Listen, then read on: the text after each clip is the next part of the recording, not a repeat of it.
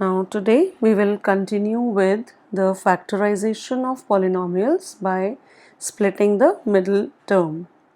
So let's start with question number 4, of which first part we have already discussed in the previous class. So now let's start with the second part of question number 4, that is 2x square plus 7x plus 3. We have to factorize this polynomial by splitting the middle term. This is the middle term. We have to split this term 7x into two parts in such a way that we have to look for two numbers. We have to find out two numbers whose sum is equal to 7 and product is equal to this 2 into 3, that is 6.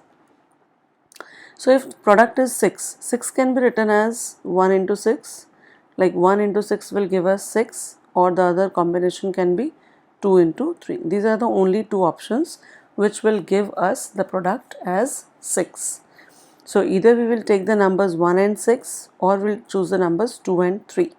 Now what is the other condition? The other condition is that the sum of the two numbers should be equal to 7, which obviously is not obtained by this combination. 2 plus 3 can never give us 7. So the only combination left is 1 plus 6. It means there are two numbers 1 and 6 which satisfy both the conditions, that their sum is equal to 7, product is equal to 6. So now we split the middle term with these two numbers.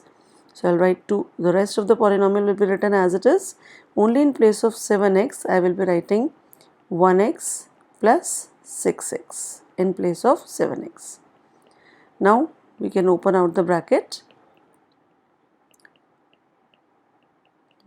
From the first two terms, we'll take out common as x, will give us 2x plus 1. From the second bracket, we can take out 3 common and we are left with 2x plus 1. Again, if you look at this term and this term, this bracket 2x plus 1 is common in both. If I take it out common, means if it comes out of the bracket, what are we left inside the bracket? That is only x plus 3. And hence this is the factorization of the second part of question number 4. Let's take the third part. Again, by splitting the middle term, the question is 6x square plus 5x minus 6. Now again I have to factorize this polynomial by splitting the middle term. So what do I need? I need to find two numbers whose sum is equal to 5 and product is equal to 6 into minus 6, that is minus 36. So we have to find out that option which gives us the product as minus 36 and sum as 5. So children, always start with the product and forget about the negative sign at the moment. Let's start with the number 36. What all combinations we can make with 36? It is 1 into 36, 2 into 18, 3 into 12, 4 into 9 or 6 into 6. These are the combinations which will give us the product as 36. But now I want the product as minus 36. So children, you know, whenever you multiply two numbers, product is negative. It means out of the two numbers, one number has to be negative. Okay, so now let us first look for which combination will suit us. Obviously 36 and 1 can never suit us because it in any case will not give us 5. 18 and 2 also cannot give us 5. 18 plus 2, 18 minus 2 will never give us 5. 12 plus 3 or 12 minus 3 can also never give us 5. 4 and 9. 6 and 6 will also never give us 5. So the only combination which seems to be okay is 4 into 9. Okay. But now the question arises, out of 4 and 9, I have to keep one number negative because I want the product as minus 36. So one of the numbers have to be negative. So whether I take minus 4 into 9, that will also give me the product as minus 36, or I take 4 into minus 9, that will always give me the product as minus 36. Now the question is, which option should I go for? I want the sum to be equal to 5. So minus 4 and plus 9 will definitely give me plus 5. But if I take 4 and minus 9, it will give me minus 5. So this combination I will not go for. I will go in for the first combination, that is minus 4 and 9.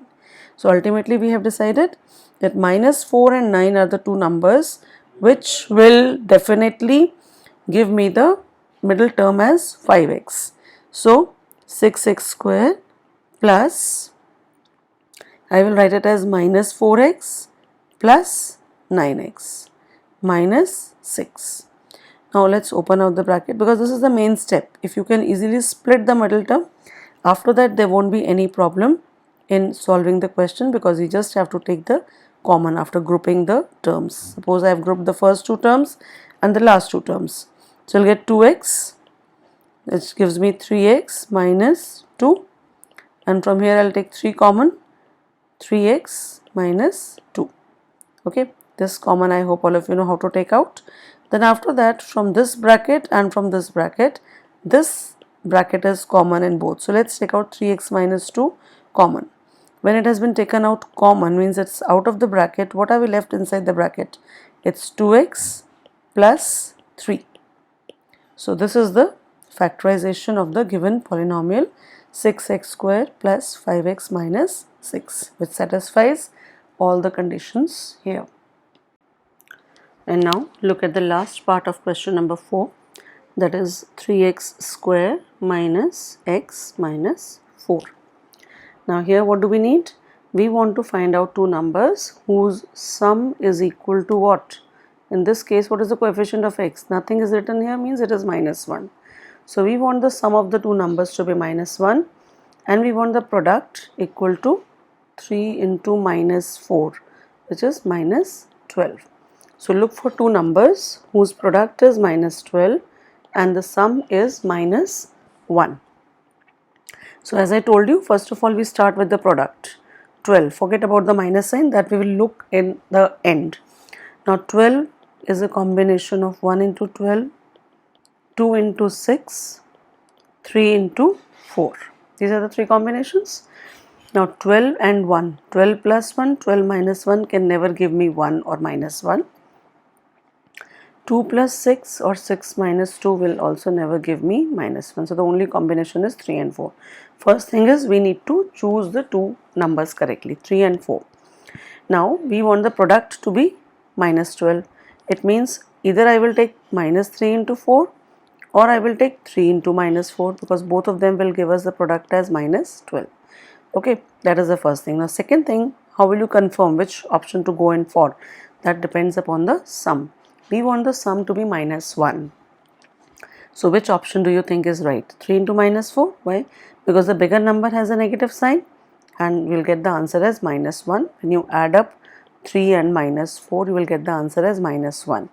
But if you add minus 3 and 4, you will get the answer as plus 1. So which is the combination that we have to choose? 3 into minus 4. Alright. So what will I write in place of minus x here? 3 and minus 4. So I will write first term as it is, 3x square plus, now in the bracket I will be writing in place of minus 1, what will I write? 3x plus minus 4x and then minus 4. Now let's open out the bracket. 3x square plus 3x minus 4x minus 4. Grouping them together and taking out common. 3x is common here. X plus 1 is left inside the bracket.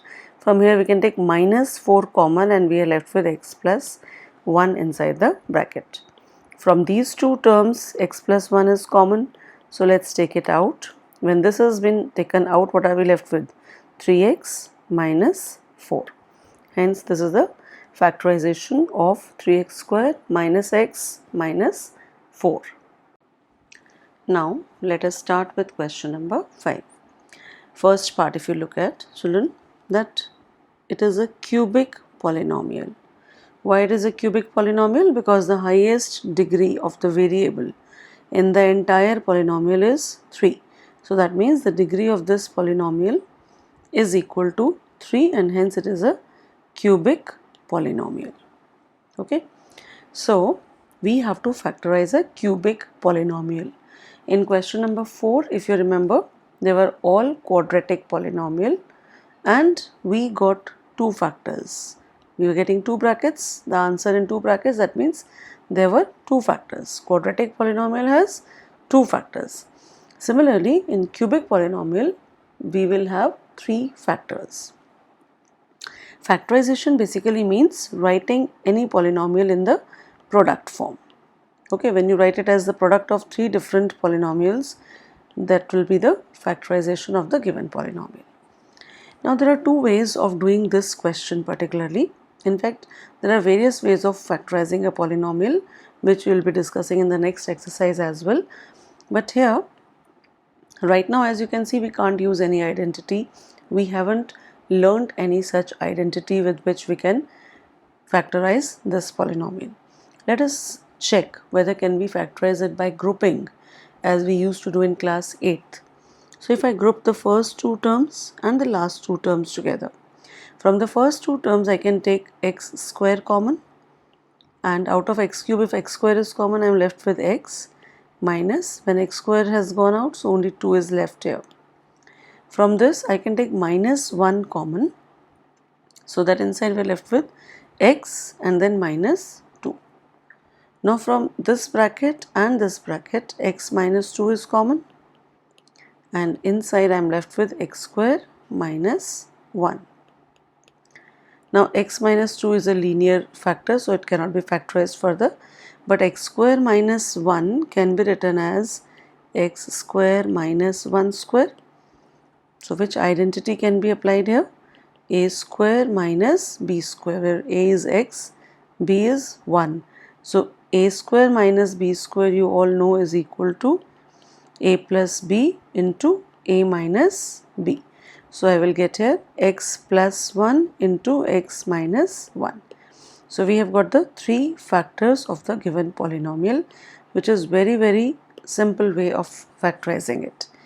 But in the same question number 5, if you see the rest of the parts, it is not always possible to factorize a cubic polynomial by simply grouping the terms and finding out common. It will not happen in every type of a polynomial. So if this kind of thing is possible, you can very easily do it by this method. But if this method is not possible, then we have to use the factor theorem for factorizing such questions. And that method will be applicable to all the cubic polynomials. Like any cubic polynomial can be factorized by using factor theorem. So let us do that method now. See, first of all, let us name the polynomial as, let px is equal to x cube minus 2x square minus x plus 2. Now children, please watch my steps very carefully. I will try to first find out that value of x which makes this polynomial 0. Okay, so we have to use hidden trial method. Let me check out. If I put x equal to 0, 0, 0, 0, but plus 2, so it will not make the polynomial 0. So what will I do? I'll put x is equal to 1. If I put x equal to 1, I will get 1 cube minus 2 into 1 square minus 1 plus 2, which will give me 1 minus 2 minus 1 plus 2. Cancelled out and we are left with 0. It means p of 1 is equal to 0. Can I say that x is equal to 1 is a 0 of the given polynomial? ऐसे ही find करते थे हम zeros. How do we find out? By putting in place of x any value which makes the polynomial 0 will be called the 0 of the given polynomial. So when p of 1 is coming out to be 0, that means 1 is a 0 of the given polynomial, x is equal to 1 is a 0 of the given polynomial, or this implies I get x minus 1 is a factor of px. This is what we have learned in the factor theorem. So x minus 1 is a factor of px. Now if x minus 1 is a factor of the given polynomial px, it means that when I divide this polynomial x cube minus 2x square minus x plus 2 divided by x minus 1, then answer should come out to be 0, like remainder should be 0. Why? Because we already know that x minus 1 is a factor of this polynomial. So now here we need to do the long division because we will be needing the quotient in this case. Okay, so you remember the method. I will not be explaining you the steps now because now I believe that you must have understood. Still, if there is any doubt, you can ask me. So by subtraction we get this minus 2x square plus 1x square will give you minus x square, and we'll copy down the remaining two terms as it is. So you remember the steps. First this divided by this. So minus x square divided by x will give me minus x. It means the next term of the quotient will be minus x. So it is minus x square plus x. Again if I subtract, these will cancel out, and minus 2x plus 2. Now again this term divided by this term. Minus 2x divided by x will give us minus 2. So the last term of this is minus 2. I'll get minus 2x plus 2. So the remainder is coming out to be equal to 0. So you all know this, the dividend is equal to divisor into quotient plus remainder.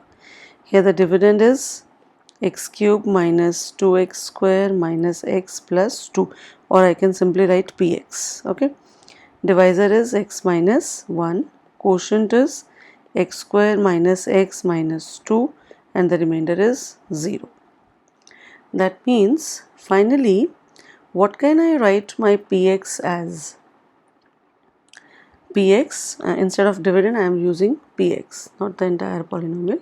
So the dividend px is equal to x minus 1 into x square minus x minus 2 plus 0, so that we can ignore. Now x minus 1 is a linear polynomial, so we will not do anything with this. Look at this one. Can we split the middle term here for this particular expression, x square minus x minus 2? What do we need? We want the sum to be equal to minus 1 and product to be equal to minus 2. So 1 and 2 is the only combination, but minus 2 hai, so I have to take either minus 1 into 2 or 1 into minus 2. So which combination best suits the sum to be minus 1? That is 1 and minus 2. X square plus x minus 2x minus 2. So we are just splitting the middle term of the quadratic polynomial here. So if you pair them up like this, x into x plus 1 minus 2 into x plus 1. That gives you x minus 1 here, and from these two we will take out x plus 1 common, and we are left with x minus 2 here. So what are the three factors of the given cubic polynomial? X minus 1 into x plus 1 into x minus 2. So we are able to write px in the product form. So I can say x minus 1 into x plus 1 and x minus 2. These are the three factors of the given polynomial. Now let's start with the second part of question number 5. We'll assume the polynomial as px. Let px is equal to x cube minus 3x square minus 9x minus 5. Again, as you can see, it is a cubic polynomial. In the first part I told you that we could do that question by grouping also, but in this case if you will feel, if you group any two terms together, you will not be able to factorize it well. If you want, I can show you. From the first two terms I can take out x square common, and we are left with x minus 3. In the second two terms I can take only minus 1 common, and inside we are left with 9x plus 5. So this bracket is not coming out to be same, we can't take it common, so it cannot be further factorized. So it means this particular part I cannot do by simply grouping the terms. So we have to use the factor theorem for factorizing this cubic polynomial. So as I told you, the first step is by putting different values of x in the given polynomial, and finding out the 0 of the given polynomial. So how will I find out? Hit and trial method. So first I will try and put 0, then x equal to 1, x equal to -1, 2, -2, 3, -3. Just go on putting the numbers like this in sequence and see which value makes the polynomial 0. So orally you can check out, if I put x equal to 0, this term will not reduce to 0. Px will remain -5. So 0 we can't put. Let us put x equal to 1. It will come out to be 1 cube -3 into 1 square -9 into 1 -5. That gives you 1 -3 -9 -5, which is not equal to 0. As you can very easily see, 9, and this will be 1 minus 17, which is equal to -16. So it is not making the polynomial 0. So this value we cannot take. Let's take x equal to -1. With -1, let us see whether the polynomial gets reduced to 0 or not. So this gives us -1, -3 plus 9 minus 5. -1 minus 3 will give you -4, and -4 minus 5 will give you -9, and plus 9 is also there, which gives us 0. It means I can say x is equal to -1 is a 0 of the given polynomial px. That means x plus 1 is a factor of px.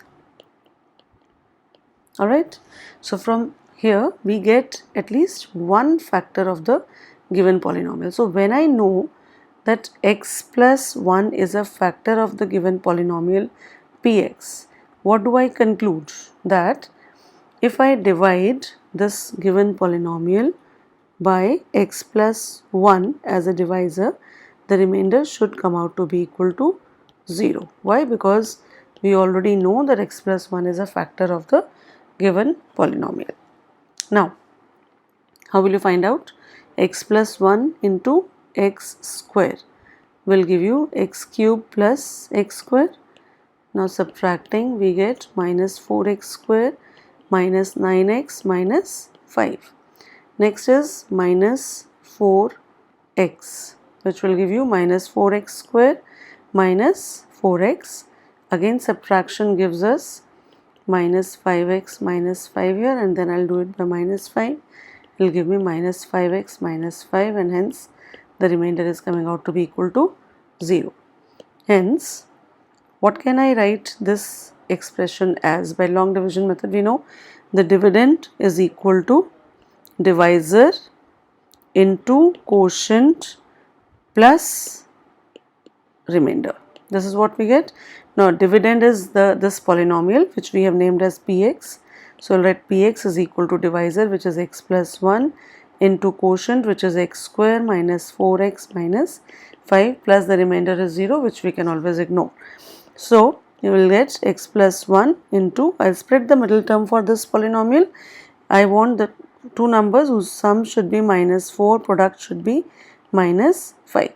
So I can take the combination as 5 into 1, but I want the product to be -5, so either I should take -5 into 1 or I should take 5 into -1.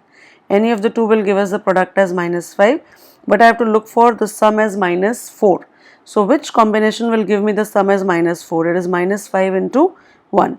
So x square minus, this is -5x and plus x minus 5. So in place of -4x, I have written -5x plus x. X plus 1 into, now if I group them together, I can take x common from here, x minus 5. I can take 1 common from here, I will get x minus 5. And finally, this x minus 5 can be taken out common, and we are left with x plus 1 inside the bracket. So we'll get x plus 1 into x minus 5 into x plus 1 are the three factors of the given polynomial. Now coming to the third part of question number 5. Again, let us first try out whether by grouping is it possible to factorize or not. If I group them like this, from the first two terms I can take x square common and I will be left with x plus 13. from the second bracket I can take at the most I think 4 common, which gives me 8x plus 5. Again you can see this bracket is not coming out to be same, so not very easily we can do it by grouping. Okay, so now let's again start with the same procedure as we did in the previous two questions, that is by using factor theorem. Now factor theorem says that not the factor theorem. Right now first we'll find out the zeros of the given polynomial by hit and trial method. So again putting 0 will not work, 1 will also not work. As you can see, all the terms in this polynomial are positive. If I use a positive value of x, it will never give us 0 because none of the terms will cancel out. So in this case, let's try out only the negative terms, say -1, -2, -3 and so on. So let me first try out with -1. That gives me -1 cube plus 13 into -1 square plus 32 into -1 plus 20. It will give us -1 plus 13 minus 32 plus 20. Now -1 and -32 will give us -33. 13 plus 20 will give us plus 33, which is equal to 0. It means if p of -1 equal to 0, that means x is equal to -1 is a 0 of the given polynomial px, which implies that x plus 1 is a factor of the given polynomial px. I hope you understand where we are using the factor theorem here. The second statement of the factor theorem says if p of -1 equal to 0, then x plus 1 is a factor of px. Now because x plus 1 is a factor of px, it means it should completely divide the given polynomial and the remainder should come out to be equal to 0. So let's check out. X plus 1 into x square will give us x cube plus x square, then we subtract 12x square plus the remaining two terms we copy down as it is. So here I will get plus 12x, which gives us 12x square plus 12x, and again we subtract. Here we will get 20x plus 20. So plus 20 will give us 20x plus 20, and after subtraction the remainder is 0. So what do we get? We can write our polynomial px as the product of divisor into dividend because the remainder is 0. Okay, dividend is px is equal to divisor, which is x plus 1, into quotient, which is x square plus 12x plus 20 plus the remainder, which is 0, so we can ignore it. Now this is equal to x plus 1, and now I want to split the middle term. 20 is 1 into 20, 2 into 10, then 4 into 5. These are the combinations. We want the sum to be 12. So which combination will give us the sum to be 12? 10 and 2. So x square plus 10x plus 2x plus 20. So if I group them together, I will take x common from here, x plus 10, and 2 common from here, which will also give me x plus 10. That will be x plus 1 into, this is common, x plus 10, and inside the bracket we are left with x plus 2. So these are the three factors of the given polynomial. Now the last part, I hope the fourth part you all can try out on your own. If you have any doubt, you can let me know.